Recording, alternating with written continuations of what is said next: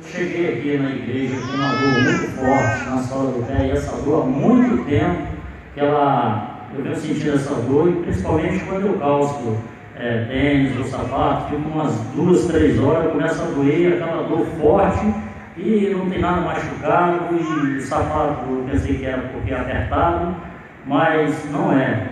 E quando eu chego em casa da igreja, a primeira coisa que eu faço, eu fico mais ou menos umas 4, 5 horas com esse pé doendo. E graças a Deus eu cheguei aqui, e agora, depois da oração, eu creio, e ela já foi embora, eu creio no meu Deus, e Ele me curou. Se o senhor batesse esse pé no chão, o que acontecia? Doía porque é uma dor na sola do pé.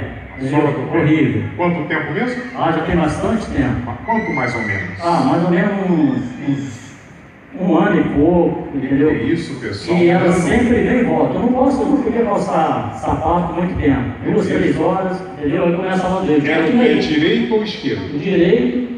E várias vezes aqui na igreja eu cheguei até a tirar o tênis aqui e ficar só de meia, porque eu não conseguia ficar com o pé muito tempo no sapato. Se o senhor batesse o pé no chão, doía tudo. Doía. O senhor crê? Creio. Bate o pé no chão agora. Bate. Creio. Bate mais forte, mais forte. É um cadeador. Foi pro Beleléu. Almas a Jesus.